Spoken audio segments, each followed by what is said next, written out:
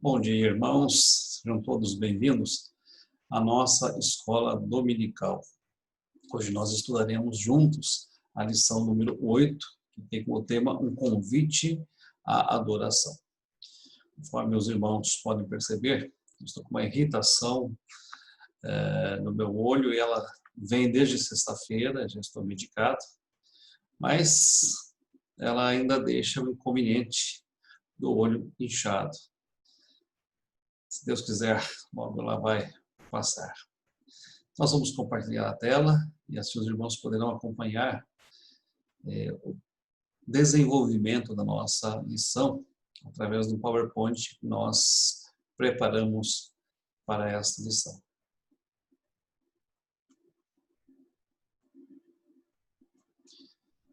Como nós falamos aos irmãos, o tema da nossa lição é um convite à adoração. Vamos expandir a tela para que todos possam acompanhar.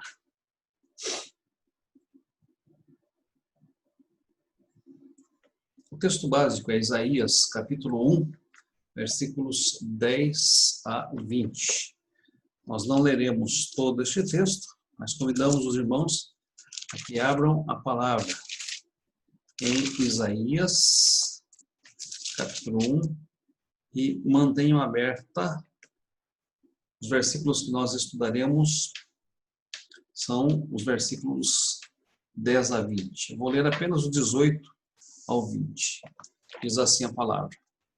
Vinde, pois, e arrazoemos, diz o Senhor, ainda que os vossos pecados sejam como a escarlata, eles se tornarão brancos como a neve, e ainda que sejam vermelhos como o carmesim, se tornarão como a lã. Se quiserdes e me ouvirdes, comereis o melhor desta terra. Mas se recusardes e fordes rebeldes, sereis devorados à espada, porque a boca do Senhor o disse. Queridos, a nossa lição, ela trata do culto. E uma consideração que o autor faz na introdução é que há uma tendência de se alterar o culto que deve ser prestado a Deus ao longo do tempo. E não é diferente em nossos dias. Sob a influência de uma cultura de entretenimento, e muitas vezes procurando prestar um culto que, em vez de agradar a Deus, agrade aos adoradores, a forma de adorar a Deus tem sido alterada. No contexto de Isaías, estava ocorrendo a mesma coisa. O povo havia tentado adulterar, alterar a forma de se prestar culto a Deus. E essa forma de prestar culto a Deus, nos dias de Isaías, não estava adequada à vontade de Deus, e sim às conveniências e aos costumes do seu tempo.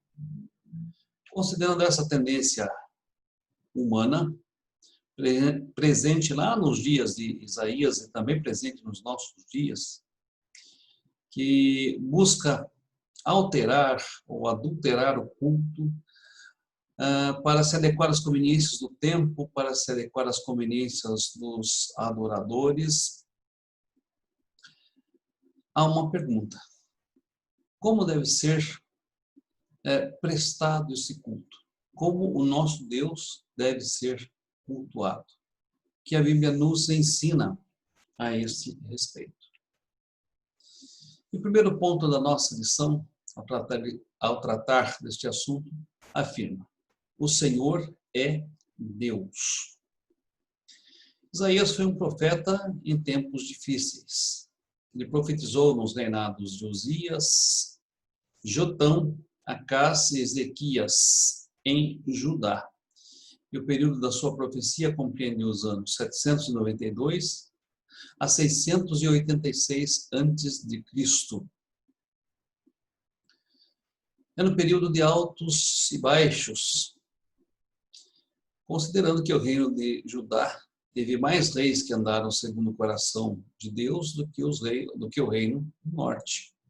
Mas mesmo assim, era um tempo em que haviam altos e baixos no culto que se prestava a Deus, na adoração que se prestava a Deus, na vida que se vivia diante de Deus. E o profeta Isaías é enviado para trazer uma mensagem de exortação, e é enviado para trazer uma mensagem de arrependimento. Observe como ele inicia o seu livro, no capítulo 1, versículo 2, ele afirma que a mensagem da qual ele era portador procedia de Deus. Observe, ouvi aos céus e dá ouvidos à terra, porque o Senhor é quem fala. Capítulo 1, versículo 2. Criei filhos e os engrandeci, mas eles estão revoltados contra mim. E também, nesse mesmo capítulo, Isaías convoca o povo a ouvir a palavra do Senhor, versículo 10. Ouvi a palavra do Senhor, vós, príncipes de Sodoma, prestai ouvidos à lei do Senhor, nosso Deus, vosso povo de Gomorra. Neste versículo não há somente uma convocação, um convite para que todos de todas as classes sociais ouvissem a voz do Senhor, mas há também um julgamento. Judá, no contexto de Isaías, se assemelhava a Sodoma e a Gomorra, cidades que foram destruídas por Deus por causa da sua iniquidade. A mensagem do profeta é uma mensagem que convida o povo a se arrepender, que convida o povo a se corrigir, pois eles haviam transgredido a lei do Senhor. Capítulo 1, versículo 28, a palavra de Deus diz assim: mas os transgressores e os pecadores serão juntamente destruídos, os que deixam o Senhor perecerão. E no primeiro capítulo, o profeta apresenta o fundamento da nossa adoração. E qual é o fundamento? É o relacionamento que nós temos com o nosso Deus, o nosso Senhor. Deus é o Senhor da aliança. E como o Senhor da aliança, como aquele que buscou se relacionar conosco, como aquele que nos buscou para que nos relacionássemos com Ele, como aquele que é o provedor da aliança, derrama bênçãos naturais, físicas e espirituais sobre nós, nós devemos ouvi-lo. Nós devemos prestar atenção em suas palavras. Nós devemos guardar a sua palavra em nossa mente e em nosso coração. Nós devemos tratar Deus com dignidade e respeito. Nós devemos obedecê-lo integralmente. Este é o fundamento da nossa adoração. Os israelitas deveriam, diante do Senhor da aliança, ouvi-lo. Perante o Senhor da aliança, prestar atenção às suas palavras. Perante o Senhor da aliança, guardá-las na mente e no coração. Perante o Senhor da aliança, tratar tais palavras com dignidade, respeito e obediência. E não é diferente para conosco. Deus firmou uma aliança para conosco. E nós, à semelhança do povo de Israel, somos convidados a ouvir a palavra deste Deus. Somos convidados a prestar atenção nestas palavras. Somos convidados a guardá-las na mente e no nosso coração. E somos convidados a obedecer estas palavras integralmente. Portanto, não existe adoração verdadeira sem conhecimento, sem respeito e sem obediência à palavra de Deus. A palavra de Deus tem e sempre terá a supremacia. Se nós não conhecermos eficientemente, nem obedecermos integralmente a palavra do Senhor, certamente não estaremos adorando como ele deve ser adorado. Em Isaías capítulo 1, versículo 11, o profeta afirma que Deus é único, e, portanto, o seu culto é espiritual. Vemos o versículo 11 que afirma o seguinte: de que me serve a multidão dos vossos sacrifícios, diz o Senhor. Estou farto dos holocaustos de carneiros e da gordura de animais cevados, e não me agrada do sangue de novilhos, nem de cordeiros, nem de bodes. Por que vem esta exortação? Porque o povo de Israel achava que bastava o culto formal, bastava o culto exterior, bastava o culto ritual para que Deus se agradasse. E Deus demonstra que este culto não servia para nada. Por quê? Porque eles estavam comparecendo tão somente na presença do Senhor, nos atos do Senhor, com o seu corpo, com os seus sacrifícios, com os seus animais, mas não com o seu coração, não com a sua alma. E é isso que Deus requer. Segundo ponto da nossa lição, Deus comunica o padrão de adoração. Observe que na Bíblia não existe uma ordem litúrgica específica, passo a passo, de como nós devemos adorar a Deus. Mas existe um padrão. E o profeta Isaías, ele apresenta este padrão divino para a sua adoração. E diante desse padrão, como nós não devemos cultuar a Deus? Nós não devemos cultuar a Deus acreditando que a multiplicidade das coisas que fazemos agrada a Deus.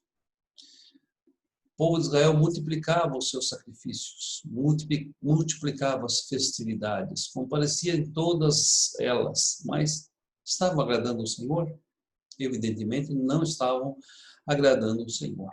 Por que não estavam agradando o Senhor? Porque não havia mudança no seu interior, porque aquele culto não tinha conteúdo.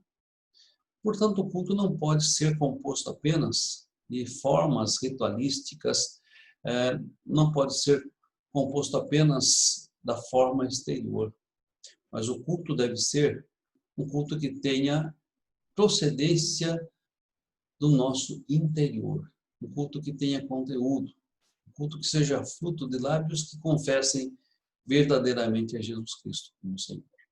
Então, como nós não devemos cultuá-lo? Nós não devemos cultuá-lo acreditando que a multiplicidade das coisas que fazemos agrada a Deus. Estando isso apartado ou separado de um coração que seja o coração de um verdadeiro adorador ao Senhor. O culto jamais pode ser ritual, o culto jamais pode ser formal, jamais pode ser um culto de aparências ou um culto hipócrita. Como Deus quer ser cultuado, como nós devemos cultuá-lo? Deve haver uma coerência entre o culto que nós prestamos e a vida que nós vivemos. No primeiro capítulo, o profeta Isaías diz que o povo de Israel prestava culto ao Senhor, mas este culto não lhe era agradável.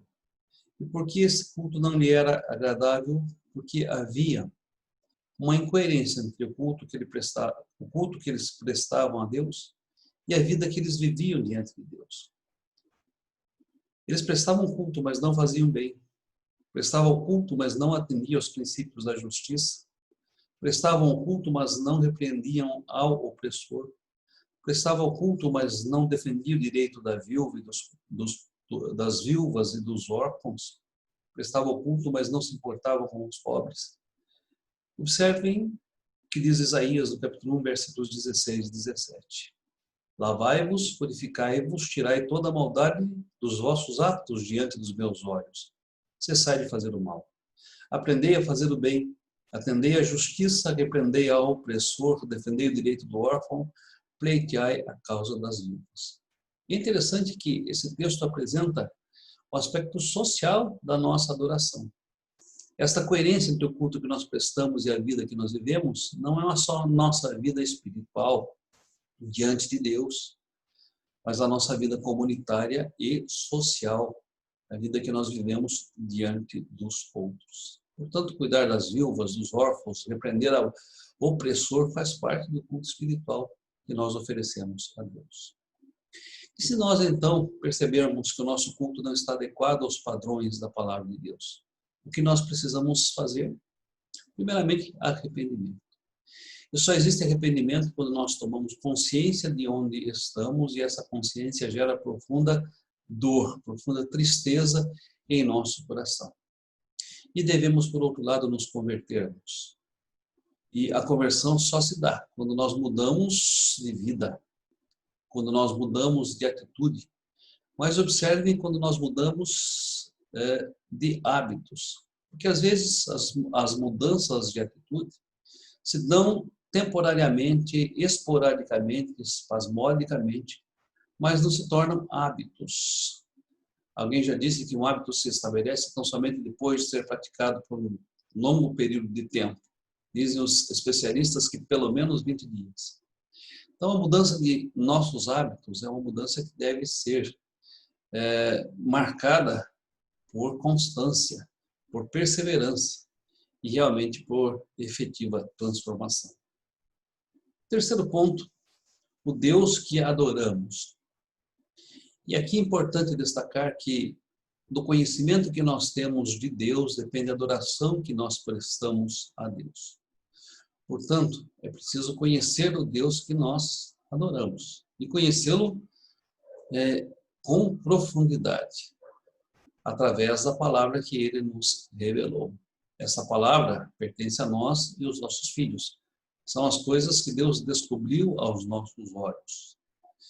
Portanto, ao examinar as Escrituras, nós estamos menos propensos a errar. Foi exatamente o que Jesus Cristo nos disse. Examinai as Escrituras, porque são elas que testificam de mim. E por outro lado afirmou, errais não conhecendo as Escrituras, nem o poder de Deus. E quem é Deus? O Senhor Deus é um Deus espiritual, portanto o culto que nós prestamos a Ele deve ser em espírito e verdade. É um Deus independente, é um Deus que se agrada do nosso culto, mas não precisa do nosso culto para ser Deus, porque o culto que prestamos a Ele nada acrescenta ou nada diminui dele. É um Deus independente. É um Deus que não muda, portanto o culto que prestamos e as orações que nós elevamos ao trono da graça não são orações para amolecer o coração de Deus ou mudar o coração de Deus ou fazer com que Ele transforme a sua vontade. São simplesmente para que nós nos conheçamos e nos adequemos a esta vontade. Deus é um Deus estável, é o mesmo ontem, hoje e o será para todo o sempre. Portanto, temos a confiança no culto que oferecemos a Ele, de que tudo o que pedirmos segundo a sua vontade, Ele nos ouve. É um Deus fiel. Muitas vezes nós somos infiéis, mas Deus permanece para todo sempre fiel. É um Deus perfeito, cuja vontade é perfeita. Ainda que nós não entendamos nem compreendamos esta vontade, a vontade é e sempre será perfeita. E é um Deus infinito. Nossa adoração deve levar em conta o ser de Deus e aquilo que agrada a Deus em toda a beleza do seu ser, de sua majestade, do seu poder, de quem Ele é. Não podemos nos esquecer de Deus e da palavra de Deus. Há um relato muito interessante em Juízes, capítulo 2, versículos 10 a 11, que afirma que após aquela geração que viu as maravilhas divinas e que entrou na terra prometida, levantou-se uma nova geração. E depois dessa geração, uma outra geração levantou que já não conhecia o Senhor, que já não conhecia as obras que o Senhor fizera a Israel. Isso indica que os israelitas negligenciaram um princípio muito importante da lei de Deus. Que princípio era este? Estas palavras que hoje te ordeno estarão no teu coração, e tu as inculcarás no coração dos teus filhos, delas falarás, assentado em tua casa, andando pelo caminho, ao se deitar e ao se levantar. Pois bem, isto não ocorreu de geração para geração em Israel. E o que aconteceu com a terceira geração, após a entrada na terra prometida? Ela se desviou do Senhor. Ela fez o que era mal perante o Senhor.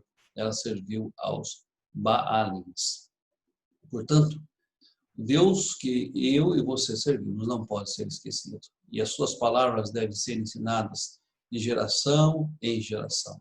Devem estar primeiramente no nosso coração, mas nós devemos inculcá-las ao coração dos nossos filhos e ensiná-los a ver todas as maravilhas que Deus tem operado em nosso mundo, em nós e através de nós. O quarto ponto, o culto que Deus requer. Romanos 12, versículo 1 diz que pelas misericórdias de Deus, motivadas por elas, devemos oferecer a Deus um culto vivo, santo e agradável a Ele. Observem que antes de mais nada, E, em primeiro lugar, o culto tem por objetivo agradar a Deus, satisfazer a Deus. E, sem dúvida alguma, quando o culto agrada a Deus e satisfaz a Deus, ele também nos agrada. Ele também nos satisfaz se nós estivermos em sintonia com Deus e com a sua vontade.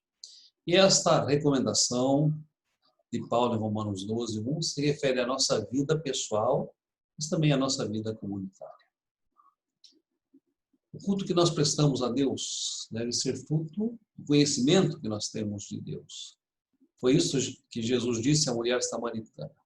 Observe que esta mulher aproximou-se de Jesus perguntando qual o lugar acertado para adoração, se no Monte Gerizim ou se em Jerusalém, considerando que ela era uma mulher samaritana.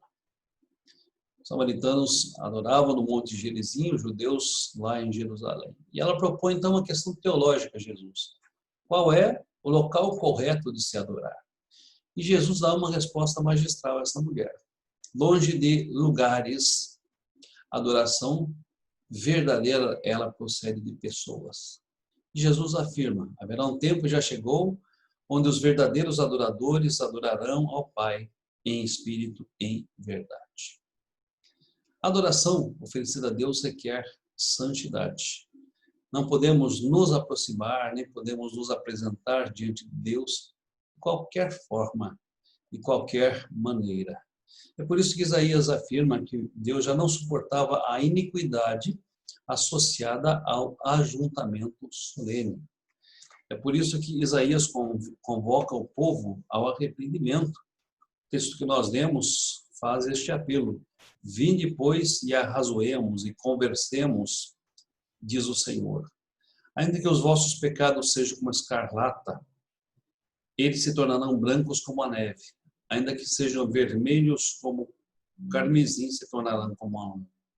Se quiserdes e me ouvides, comereis o melhor dessa terra, mas se recusardes e fordes rebeldes, sereis devorados à espada, porque a boca do Senhor o disse. É interessante pensar, um convite tão gracioso, tão maravilhoso, um convite tão misericordioso, deveria ser acolhido pelos israelitas, mas ele foi rejeitado pelos israelitas. E nós, quanto ao convite que Deus nos faz, para que o culto seja um culto essencialmente agradável a Deus, que proceda de lábios sinceros, que proceda de corações contritos, arrependidos e convertidos. Como nós temos reagido a este convite que Deus nos tem feito. Em Hebreus capítulo 10, versículos 19 a 22, convido os irmãos para a leitura, o autor, inspirado pelo Espírito Santo, nos diz o seguinte. Hebreus 10, 19 a 22. Tendo, pois, irmãos, intrepidez para entrar no Santo dos Santos, pelo sangue de Jesus, pelo novo e vivo caminho que ele nos consagrou pelo véu, isto é, pela sua carne, e tendo grande sacerdote sobre a casa de Deus, aproximemo-nos com sincero coração, em plena certeza de fé, tendo o coração purificado da má consciência e lavado o corpo com água pura. Devemos nos aproximar, porque o novo e vivo caminho foi aberto pelo sacrifício de Jesus Cristo.